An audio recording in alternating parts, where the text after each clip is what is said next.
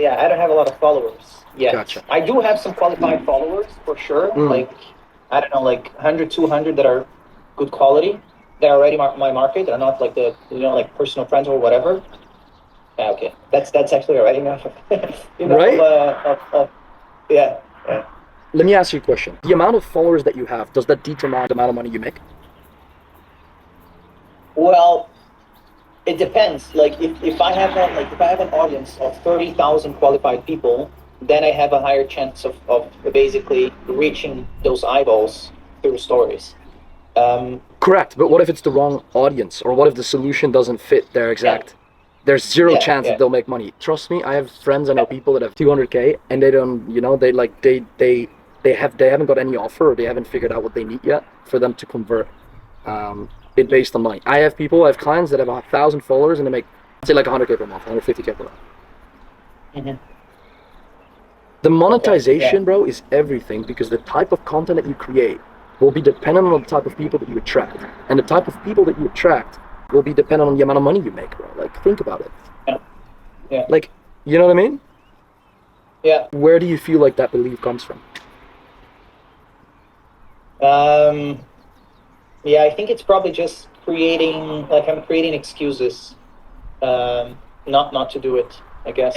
But but by talking to you, it's very clear that it's like if I just create stories every day, like if I create the habit, even if I don't have like if the amount of qualified people who are going to be following the stories is going to be low, I am going to be building on the skill Correct. set already, and then as I get starting to get my That's more the followers, point. the quality of my story creation is going to be higher. So there's literally absolutely no reason for me not to do it The right whole now. point of building all this stuff out is for you to build the habit to post every single day, build a system around it so you can, you don't have to utilize your time. And that's the thing that Hmm. creates scale. That's the thing that makes you money. It's not the actual, like it's not only about the actual output. Because the output is only being generated when the input is getting done. Whether that's you, whether that's like somebody else, whether that's like, I don't give a fuck who does your stories. I just want to make sure you get it done. You know what I mean? Yeah, And yeah, the reason why people don't get it done is normally not because they don't want to take the action, it's because they don't have the clarity on how to do it. But like it's like imperfect action creates a perfect outcome. yeah. Constant input gets you closer to doing it perfect. And what most people do is they don't take any action because they think they want to do things perfect from the start, which is exactly the reason why they don't get any results. Yeah, You get what yeah, I mean? yeah. 100%, 100% So agree. I want you to do it, and it doesn't have to be perfect. And I said this to the guys this morning. It's like your perfect isn't somebody else's perfect. It doesn't make any sense. What's perfect for you is not perfect for somebody else. That's a good point.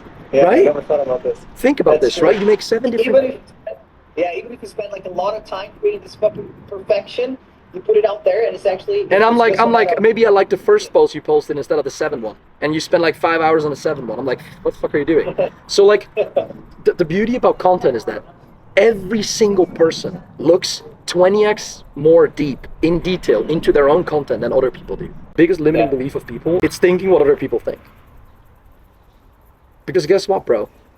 What is the reason why you want to do things perfect? You want to do it perfect because you're scared of doing it wrong based on judgment of other people.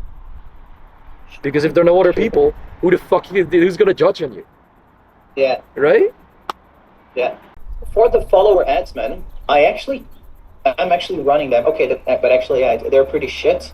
Would you recommend doing follower ads at this level here, like when the account is so small? It seems to me, in my experience, that it's kind of difficult to get the pixel to understand, the people that you want. Like, there's a lot of shit that comes with it. Yeah. Let me ask you this: you need to start somewhere. Does it matter if you have like 1,000 followers, 100K followers? Doesn't matter. You need to start the pixel to recognize exactly what type of ICP you want to attract with your content. Your pixel starts to understand exactly what data you receive through Instagram, through like the profile, the people that engage, the ads, everything, and then we can re-optimize the pixel constantly. It's even better that you have a super fresh, clean profile with not a lot of fake followers and things like that.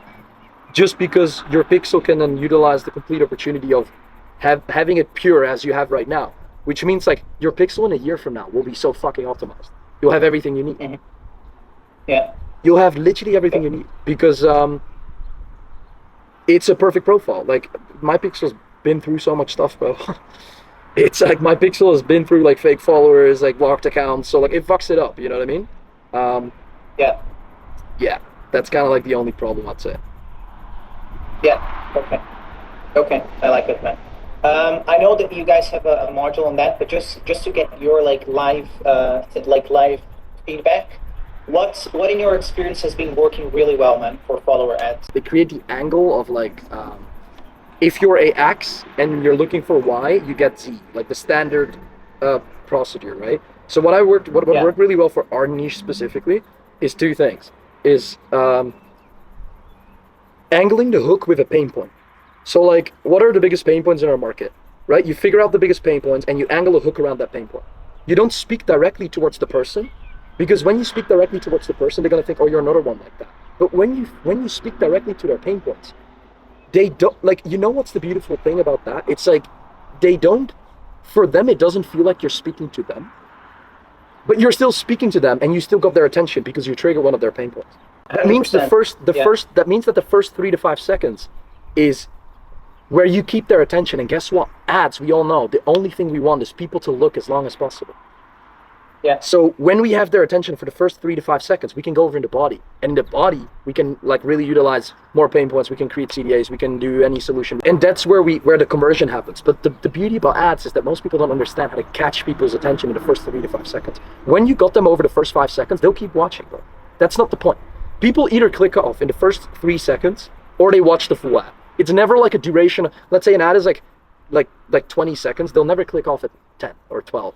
It's always they watch the full ad or they watch like 3 seconds. So when you can utilize on that hook, bro, you'll make millions. Okay, I like that, man. I use this a lot for this other coaching business. So yeah, that makes sense. All right, cool. So yeah, fuck it, man. I'll just run everything. I'll just run follower ads, DM ads. I'll leave the VSL ads running on the background as well. Then post all of the reels, post more stories. Yeah, just basically blast everything. Do that. And I like it because I've been learning a lot through just doing shit, like just the story sequence, just trying to record content for the first time, which is a bit awkward, but you just. I love that, bro. You know what I like, bro, about you is like I'm telling you to do something and you'll do it and you figure it out even though you're scared, and that's what I have respect for. And I think that's super great because for someone that hasn't created content at any time, to just create business content specifically like this is a next level step.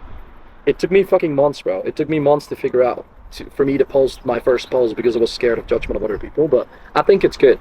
What I think is super strong and how you can angle it well is you have experience because you scaled the company to 2.1 million in a year. Another company, right? 2.1, what was it like that? It's like 200K per month. You can utilize that component so much, which will give you an advantage in comparison of other people, right? Most people try to do this from scratch without any experience, but you have that experience, so you want to utilize that experience. The reason why you paid me is because you saw fucking everybody here in this space works with me, bro.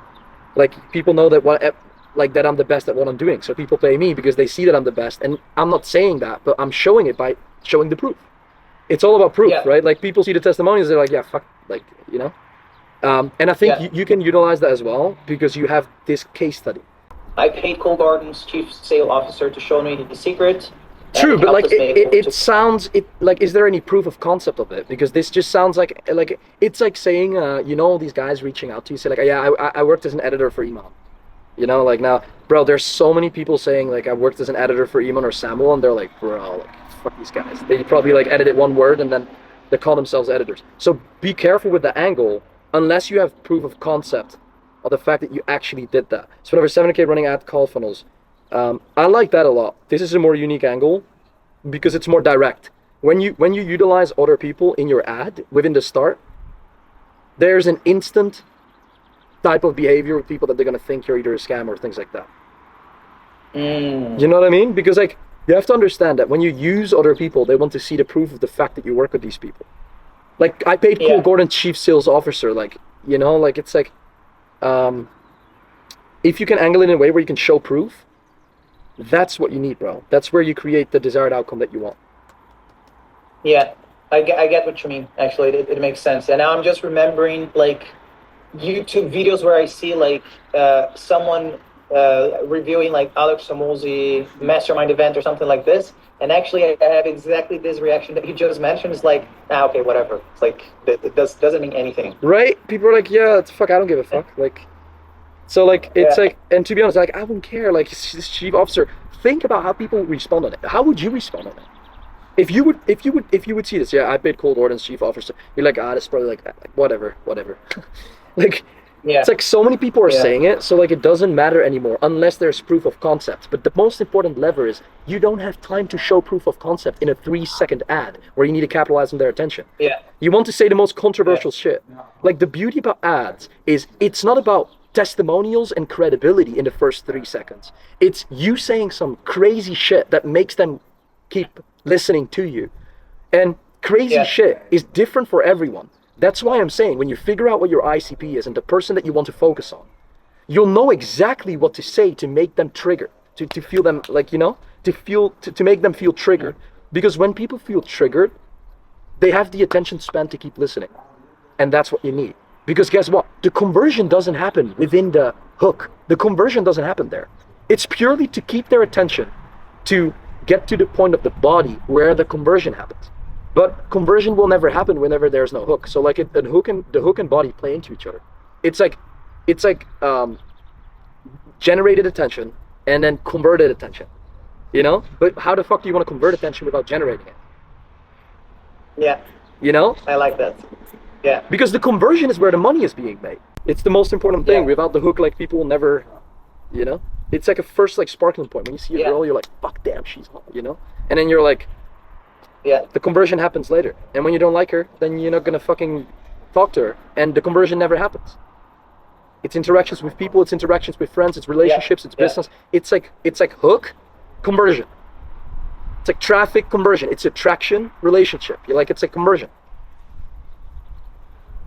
There are always 2 touch points, bro. But without the first one, you'll never get the second one. And with only the second one, you'll never get to the destination. You never get the outcome you want. Like, there's no point. You get it? Yeah. 100%, man. Capture attention. Yeah, Capture it, bro. Like I'll say always this, bro. Generating attention is a 6-figure skill set. Converting attention is also a 6-figure skill set. But keeping people's attention, when you can keep people to, like when you can get people to listen to you and they keep listening and every time you're talking they listen to you, you'll figure the game out. Because you guess what happens? When you keep people's attention, you have influence. And people that have influence can do whatever the fuck they want. Yeah. You can generate attention, but when you cannot convert it, you're useless. When you can convert attention, but you cannot generate it, you'll never get to the first touch point. But when you can keep attention, you can generate and convert it, and you can keep it. It's like you can do whatever the fuck you want, bro. You can. It's like unlimited scale. It's like you have influence. When you can influence people by the way you speak or the way you talk or the status you have, right? Anything, you'll figure everything out forever. It's a super interesting topic. It's like the most interesting thing because that's what makes people money, bro. It's like keeping people's attention. You know? Yeah. It's like you all have that guy where like you're in a group with your friends and you know like there's always one guy in the group that always talks and like around 10% of the shit he is saying is valuable and 90% of the stuff he is saying is not valuable. Meaning that if he decides to talk, people are like, fuck, let this guy talk. It's not important. It's like he talks for 90% of the time. You know? He is valuable when he's quiet because that quietness is the 10%. It's like the scarce. It's like the value. Right? You get what I mean? But when you're talking for 10% and every single time you talk, you say something valuable and you're silent for 90% of the times, people value that 10%. People value what's scarce. So when you create what's scarce, people follow that. So even though you interrupt people while you talk, they'll still accept the fact that you interrupted somebody else for you to start talking. It's genius. It's genius. But when you're annoying and when you're constantly talking, and you start to talk while somebody else is talking, they start to say like, bro, can you shut up? Like, fuck off, shut up. You get what I mean? Yeah, it's the opposite effect. Right? People value what's scarce. How I analyze, how I play the market, how I give all the clients here on the retreat the most valuable information for them to capitalize on that information so they can make more money, right? So guess what's going to happen, right? People that are watching that exact sequence, they're going to think like, okay, wait, fuck, I want to become part of that. Right? They're going to think like, okay, wait, Nik is there with clients. They're doing good numbers. I share their names. Everybody knows my clients. And then they're going to do research on them. They're going to think like, fuck, yeah, you know what? Like, I'm kind of struggling. I want the same. Who's probably going to be the best person that can help them solve their problem? You know? My clients do good work. They say, yeah, Nik delivered a great service. And they're like, okay, fuck yeah, I got to do it. Yeah.